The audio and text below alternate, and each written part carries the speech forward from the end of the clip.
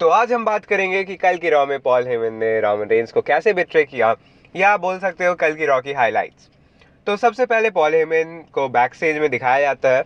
वो अपनी घड़ी की तरफ देख रहे थे और बड़े टेंशन में दिख रहे थे, क्योंकि आज रॉ में सेथ रॉलिंस, सीएम पंक और उनके ट्राइबल चीफ आने वाले थे। तो रोमन रेंस की एंट्री होती है, पर इससे पहले भी पॉल हेमन का लक अच्छा नहीं था। वो अपने ट्राइबल चीफ का वेट कर रहे थे और तभी पंक वहां आते हैं, मीन सीएम पंक वहां उनके बगल में आकर बैठ जाते हैं। और तभी रोमन रेंस की कार आती है। वो पहले ही गुस्से में दिख रहे थे और पॉल हेमन को सीएम पंक के साथ देखकर और भी गुस्से में आ गए। वो रिंग में आते ही फैंस को बोलते हैं, एक्नॉलेज करने बोलते हैं, और सभी उनका सॉन्ग गा रहे थे, वो वाला Roman Roman Reigns, Roman Roman Reigns, Roman. ठीक है, इससे आगे नहीं जाऊंगा। वो डायरेक्ट पॉइंट पे आते हैं। वो बोलते हैं कि ट्राइबल चीफ को कोई बिट्रे नहीं कर सकता, पर किसी ने किया है। वो ऑडियंस से पूछते हैं वो कौन है। फिर पॉल हेमन से बोलते हैं कि पॉल हेमन, पॉल तुमने ऐसा क्यों किया, तुम ऐसा कैसे कर सकते हो। यू के चांस लग रहे थे, ट्राइबल चीफ भी साथ में वाइब कर रहे थे। वो डायरेक्ट पूछते हैं वाई। वाइस मैन रोमन के सामने कुछ वाइस बातें करने लगे कि मैंने तुम्हें बिट्रे नहीं किया है, वो एक फेवर था।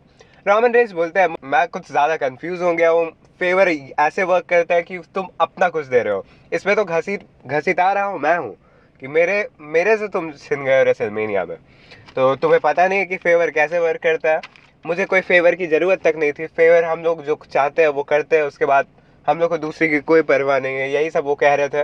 इसी के बाद सेथ रॉलिंस आते हैं। उनकी बातें बेकार ही रहती हमेशा की तरह, बस वो इस स्टोरी लाइन में इसलिए हर रॉ के एपिसोड में, हर स्मैकडाउन के एपिसोड में वो बीच ही में आते हैं। आना सीएम पंक को रहता है, वो आ जाते वो है, तो वो ऐसे ही आके बेकार बात करते हैं। उनकी बातें हमेशा बेकार ही रहती है। अपनी तारीफ करते हैं वो थोड़ा, और फिर रोमन को बोलते हैं कि सोचो पॉल ने सीएम पंक को ही क्यों चुना। उसके बाद रोमन रेंस बोलते हैं मैंने अपनी चॉइस डिसाइड कर लिया। फिर रोमन सेथ को मारते हैं, फिर उनको रिंग के बाहर फेंक देते हैं। फिर पॉल हेमन के पास आते हैं, पॉल हेमन को भी धक्का देते हैं। पॉल हेमन आश्चर्यचकित हो गए थे पूरा कि ये मेरे ट्राइबल चीफ ने क्या कर दिया। तभी सीएम पंक का म्यूजिक हिट होता है। सीएम पंक आते हैं, वो रोमन रेंस को मारते हैं रिंग के बाहर।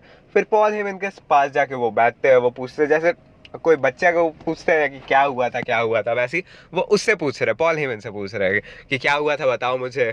पॉल हेमन बताते हैं कि रोमन रेंस ने मुझे कैसे मारा, मतलब कुछ वैसे ही बता रहे थे। फिर पीछे से पॉल हेमन का स्पेयर लगता है उनको, वो आ गए थे।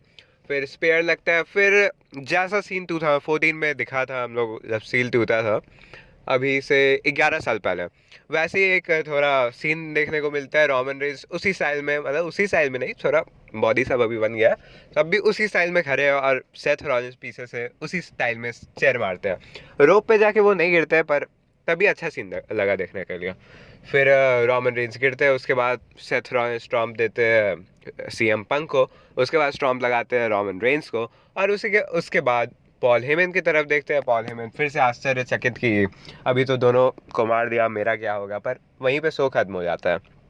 तो यही थी रॉ की हाईलाइट। मेरे चैनल को सब्सक्राइब कर दीजिएगा। रेसलमेनिया तक तो कर ही लीजिए। रेसलमेनिया से मेरा स्कोप है कि रेसलमेनिया से पहले मेरा सब्सक्राइबर अभी 63 है ना, तो कम से कम 80 तो पार कर जाना चाहिए 4 दिनों में कुछ ज़्यादा हो गया, तो 70 तो हो ही जाना चाहिए। तो सब्सक्राइब कर दीजिए चैनल को।